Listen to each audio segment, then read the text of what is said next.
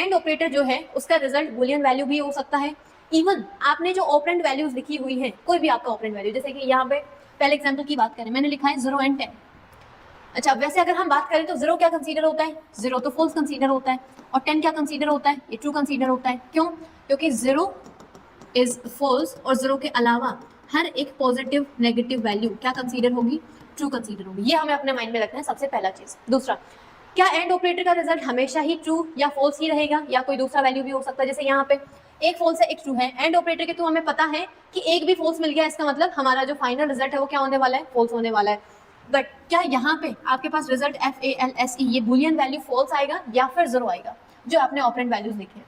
तो हमेशा ध्यान रखना, एंड ऑपरेटर के केस में आपने जो भी एक्सप्रेशन लिखा हुआ है XYZ, जहां आपका कंडीशन फॉल्स होता है उसी वैल्यू को रिटर्न किया जाता है, उसी ऑपरेंड वैल्यू को रिटर्न किया जाता है। पहली चीज, जहां हमें फॉल्स मिल गया आगे से हमें कोई मतलब नहीं है, सारे कंडीशन ट्रू हो फॉल्स हो डजंट मैटर।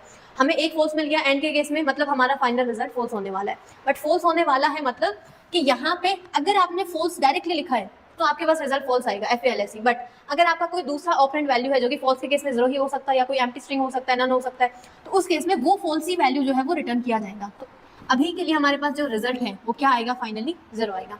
तो हमेशा ध्यान रखना है कि एंड ऑपरेटर के केस में जब भी आपके एक्सप्रेशन में जहां कहीं भी फॉल्स मिलता है उसी फॉल्स ही वैल्यू को रिटर्न किया जाता है, चाहे वो आपने डायरेक्टली फॉल्स लिखा हुआ हो, जैसे कि मैंने यहाँ लिखा है फॉल्स एंड 1। यहाँ बात करें तो हमारे पास फॉल्स है, तो फाइनल रिजल्ट आपके पास क्या होने वाला है? फॉल्स। अगर आपने यहाँ पे डायरेक्टली 0 लिखा हुआ है, 0 एंड ट्रू, तो ये फॉल्स ही वैल्यू है, इसी को रिटर्न किया जाएगा। तो आपके पास रिजल्ट क्या आ जाएगा? 0। जो फॉल्स ही वैल्यू है उसको रिटर्न किया जाएगा। अगर मेरे पास कोई एम्प्टी स्ट्रिंग होता कुछ इस तरीके से, यहाँ मैंने लिख दिया एंड 1, तो ये एम्प्टी स्ट्रिंग क्या कंसीडर होता है? फॉल्स कंसीडर होता है। तो इस एम्प्टी स्ट्रिंग को ही रिटर्न कर दिया जाएगा एज इट इज। ठीक है, ये आपको हमेशा ध्यान रखना है। अगर सभी वैल्यूज ट्रू हैं, आपका फाइनल रिजल्ट ट्रू आने वाला है, इसका मतलब हमने कंप्लीट एक्सप्रेशन देखा, कंप्लीट एक्सप्रेशन में आपके पास सारे ही कंडीशंस ट्रू हैं। उस केस में आपके पास जो सबसे लास्ट वैल्यू होगा उसी ऑपरेंड वैल्यू को रिटर्न कर दिया जाएगा। ठीक है, तो अब हम इन सभी एग्जांपल्स को एक एक करके डिस्कस कर लेते हैं। सबसे पहले आप लोग आउटपुट प्रिडिक्ट करें।